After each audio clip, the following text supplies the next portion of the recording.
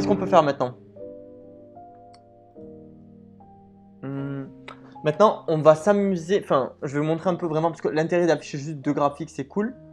Mais ce qui est ouf, c'est pas vraiment d'afficher les deux graphiques. C'est ce qu'on va faire juste maintenant. Donc, regardez, là, ce qu'on va faire, c'est que je vais vous montrer en fait ce qui serait cool, par exemple, ça serait d'avoir plusieurs données et de faire un enchaînement de graphiques comme tout à l'heure. Vous avez vu, comme ça. Mais sauf que maintenant, vu que par exemple, on peut décider tout à l'heure ce qu'on ne pouvait pas faire, maintenant qu'on peut décider dans quel ordre est chacun, etc. et qu'on peut leur donner des informations ici, on peut du coup faire pareil. Ça, comment je l'appelais Canva plusieurs graphes, on va l'appeler.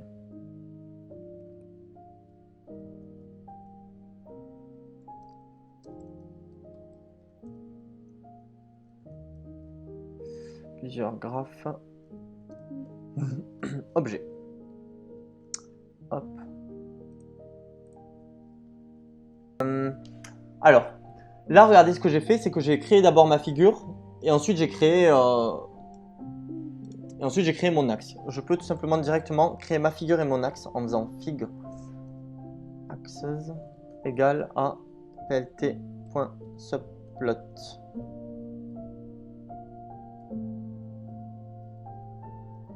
Ok, donc voilà, subplot. Là, pareil que tout à l'heure, je vais prendre ici.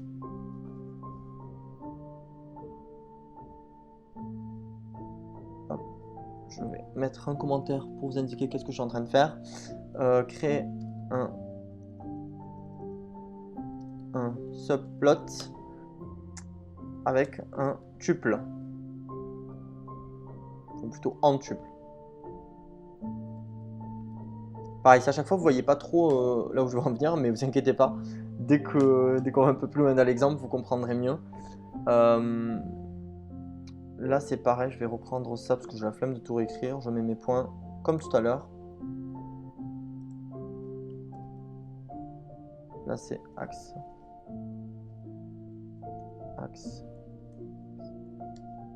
Ok, donc là, c'est juste que j'ai mon truc de comme tout à l'heure normal. Ok, sauf que je l'ai créé directement en faisant fig axe. Et ensuite je fais ça. Ok. Et ça, pourquoi c'est cool?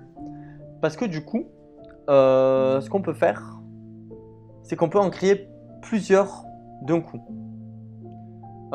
Imaginons par exemple, si j'écris, je peux écrire par exemple, alors, je vais vous mettre du coup, comment je peux appeler ça? Bon, je reste toujours dans Canva et plusieurs objets de toute façon, donc pas besoin de, ok, pas besoin.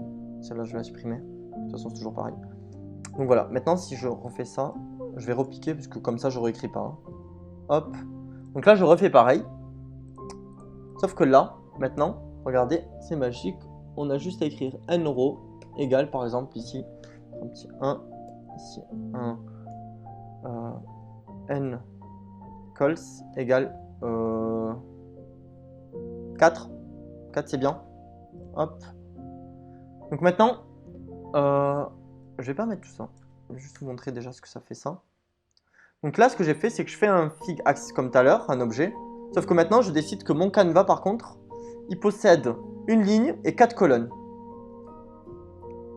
Donc voilà, là je crée ma figure avec des axes pour 1 et 4 colonnes.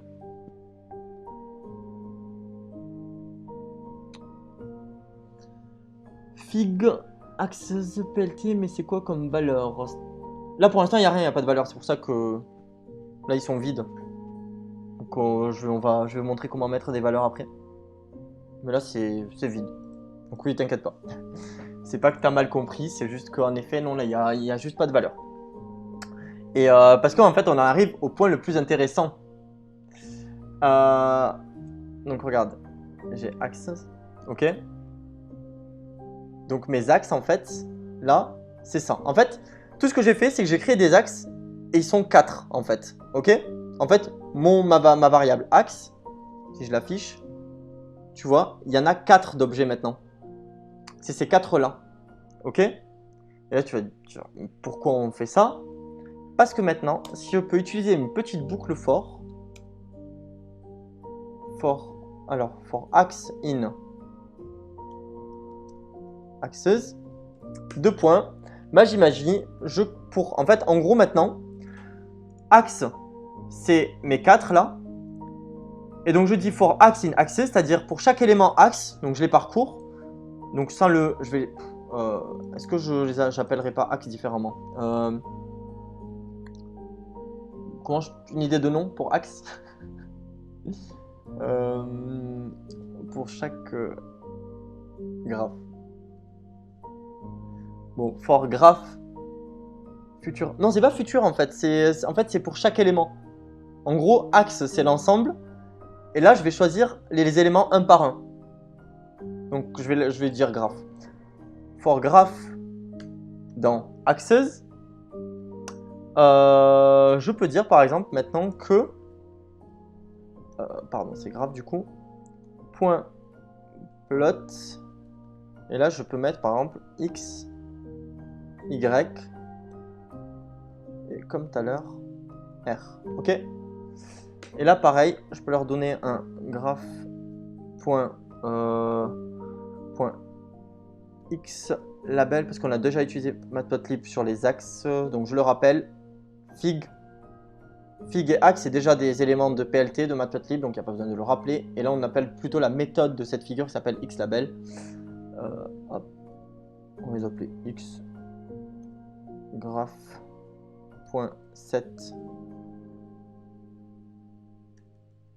.y.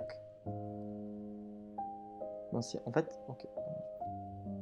Set xLabel. Set y. Ah, c'est bon. Set y label. Y, j'aurais dû les copier. Vous voyez pourquoi je les copie à chaque fois? Graph. Bon, on met pas. Bon, allez, on y est. On met un petit tableau. Point set title. Ok. Ok. Donc voilà. Et là, vous dites, mais attends, il a validé. Qu'est-ce qui se passe? Qu'est-ce qui se passe? Tout simplement, ça c'est fait. Mais là, j'ai juste parcouru. En fait, ce que j'ai fait, c'est que chaque élément de axes, c'est l'ensemble là des 4. Chacun des éléments s'appelle graph. Et là, ce que je dis, c'est que pour chaque graphe, tu lui mets ça. Et tout ça, en fait, c'est dans ma figure fig. C'est le canevas. Donc là, j'ai juste à faire fig. Et voilà, tout simplement. Ok? Et voilà. Donc c'est aussi simple que ça. Donc là, j'ai affiché à chaque fois la même. Mais vous vous souvenez que dans une boucle for, on peut itérer. Donc imaginons, là je vais l'écrire en commentaire parce que du coup je les ai pas les trucs, mais j'écris en commentaire. Mais par exemple, ici, j'aurais pu avoir non pas x, y, mais par exemple une liste de x, des machin, qui est une colonne par exemple. Ou par exemple, j'ai plusieurs colonnes. Donc j'ai ma liste de colonnes. Col 1, col 2, col 3 par exemple. Et je peux faire for graph in axes. Et là, rouvrir ici une boucle for. Par exemple, imaginons ça, c'est égal. Par exemple, for col in columns. Et ici, j'aurais pu écrire les plutôt là, les données en fait par ma colonne, il y a un x et y pour chacun. Et là, ça aurait juste parcouru toutes mes colonnes et ça m'aurait créé un graphe pour toutes mes colonnes. Voilà. Ça, je vais l'enlever, ça va vous embrouiller. Mais voilà. Donc, en fait, il faut savoir que ça reste dynamique, en fait. Donc là, j'ai créé les mêmes. Mais on peut, du coup, dynamiquement afficher plein de choses. Ok?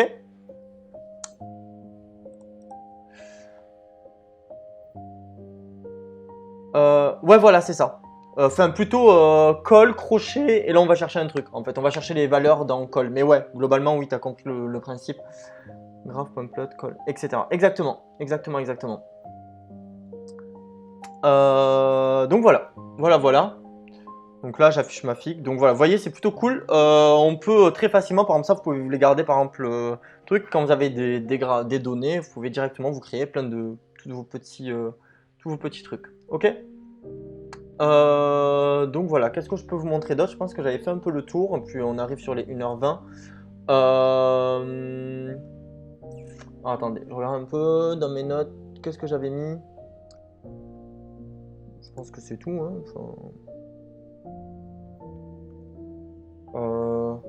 Je vais juste montrer, regardez. Je vais montrer ça, du coup. C'est ce que je voulais montrer tout à l'heure. Voilà. Je peux décider de la taille. Là, c'est voilà. Donc c'est pareil, comme c'est toujours ma figure avec access, etc. Comme ici. Mais là, je peux décider fix size.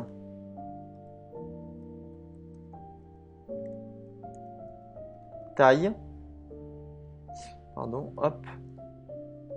Et DPI, c'est la résolution par pixel.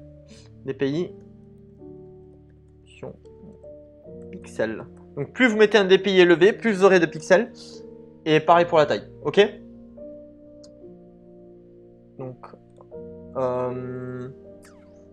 là je fais quoi? Hop, on va réduire un peu ça, on va le mettre plutôt à 5.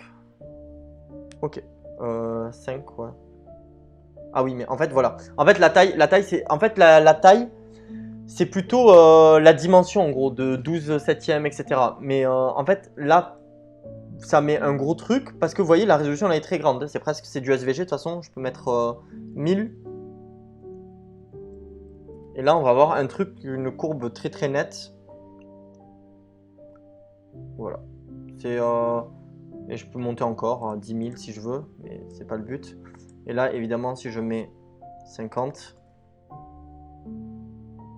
voilà, on a peu de pixels. Par contre, je sais pas si je mets 50 par exemple et 10. Ouais, voilà, donc ça me le met quand même, mais ça va être pixelisé en fait. Donc là, je peux mettre 20. Je sais pas si j'arriverai à vous faire voir les pixels. Ouais, vous voyez, genre ici par exemple, le 20, le title ne sont pas super bien écrits en fait. Oui, DPI c'est le nombre de pixels. Non, DPI c'est le nombre de pixels, tout simplement. Et vous voyez là, en fait, c'est mal écrit, c'est un peu pixelisé. Si on zoome, on voit que ici c'est un peu pixelisé, vous voyez. Alors que là, si je le monte de suite, on a 500. Là, on met plus de pixels. Ça charge un peu, c'est Gold Collab.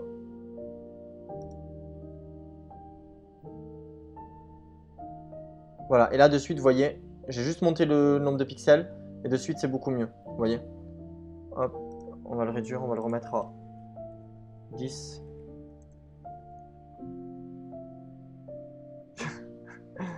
Pourquoi pas. Alors ça va traverser mon PC, ça fait une excellente transition pour la suite. Parce que la suite, c'est justement vous montrer comment sauvegarder. 5. Et ici, 5. Ok. Même remettre 2 et 2. Hop. Ok. 2, mais avec beaucoup de pixels, quoi. Vous voyez, là, c'est très clair. Alors que tout à l'heure, ça l'était pas du tout. Donc voilà. Là, je vais du coup... On arrive vers la fin, c'est pour ça que je voulais vous montrer ça aussi. Hop.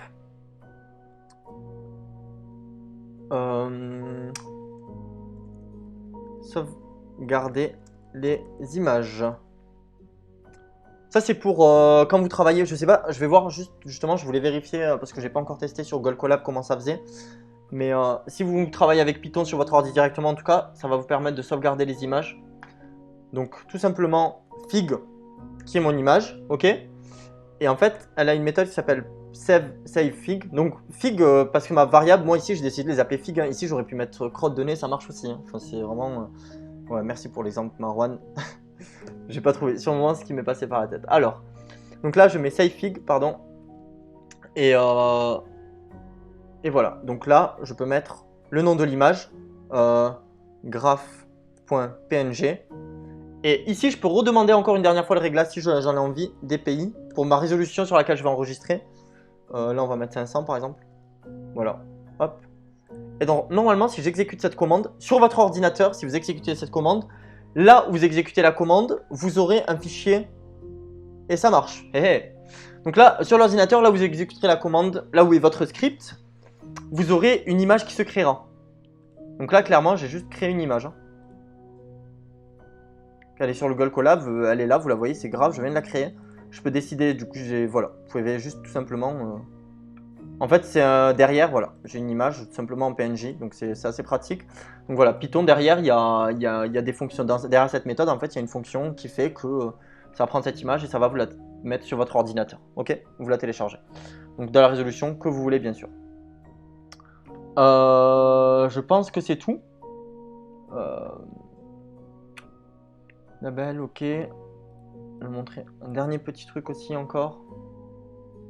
On peut save, je pense que si tu, sûrement si tu l'appelles SVG.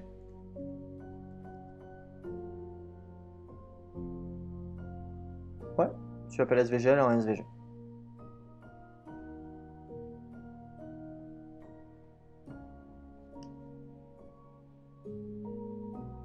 Ouais, et en effet, regarde, ça me l'a même ouvert différemment, tu vois, ça me l'a ouvert, bah tu vois, regarde, en plus ça, on voit que c'est du HVG parce que quand on zoome, c'est assez net, et ça me l'a ouvert en format SVG, donc pas comme l'autre en PNG. Donc ouais, on peut le faire en format SVG, c'est super. Hmm.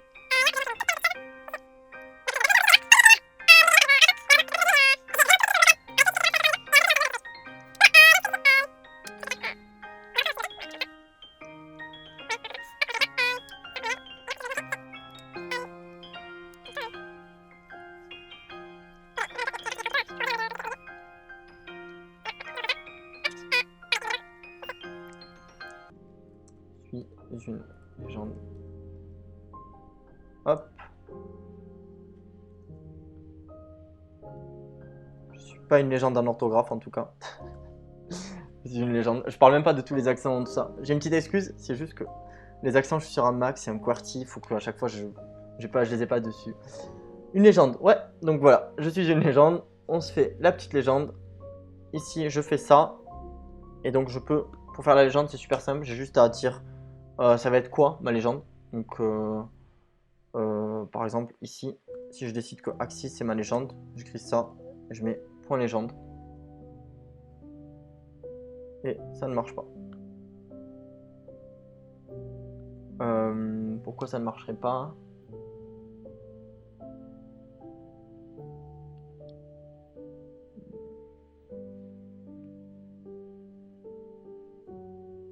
À moins qu'elle y est, mais qu'on la voit pas trop.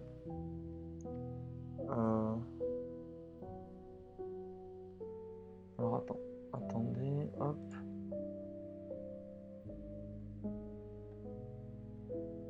En fait, là, je sais pas si vous voyez, vous, ça. En fait, j'essaie de regarder comment on change. En fait, là, il y a un petit carré, donc c'est notre fameuse légende. Non, non, il a accepté, mais elle est là. C'est pas...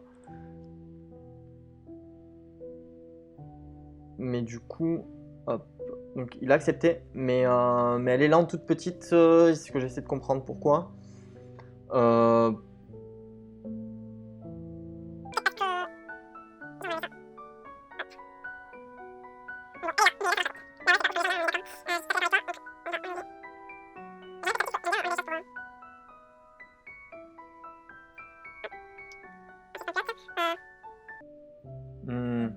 c'est bon, j'ai trouvé. Alors, je pense qu'il faut du coup...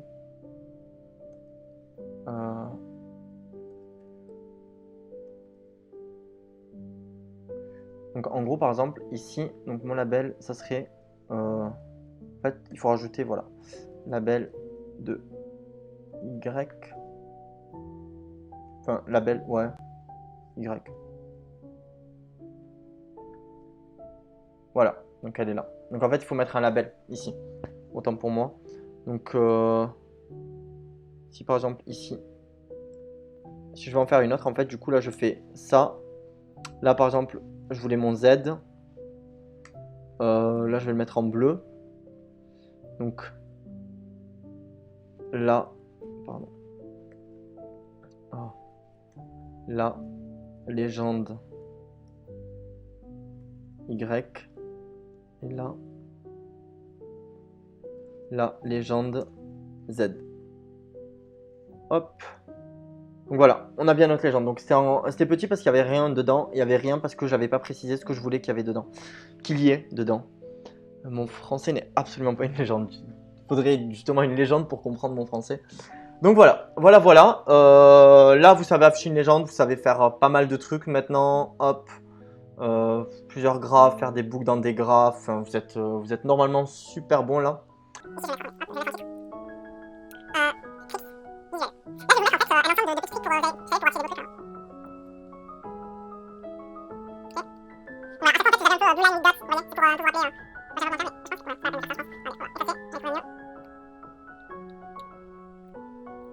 Hop, regardez ça. Là, vous avez... C'est quoi son problème à lui? Il se marre. Bon, sûrement que le code doit être un peu vieux. Et du coup, entre-temps, il y a des trucs qu'ils ont enlevés, je pense. Ah non, c'est pas ça. Pardon. Ouais, il y a des trucs qu'ils ont enlevés. Bon, c'est pas grave. Mais globalement, en gros, vous avez un peu une idée de à chaque fois comment écrire les trucs. Voilà. Voilà, donc vous voyez, il y a le plus, truc. Donc là, ouais, le carré, c'était bien le S. Il y a des virgules, il y a des trucs, il y a des nombres. Vous venez, vous testez un peu. De toute façon, je vous le laisse là, et puis vous l'avez. Ok? Donc voilà, il y en a qui marchent, il n'y en a pas. Vous allez revoir la doc de Matplotlib. De toute façon, le mieux, c'est d'aller voir Matplotlib. Hop, faut pas hésiter. Tac, Matplotlib, on y va. Et là, vous avez documentation, customise. Vous avez pas mal de tutos qui sont vraiment cool. Donc faut pas hésiter, on peut faire d'excellents trucs avec Matplotlib. Hein. Vraiment, c'est vraiment pas mal du tout comme librairie.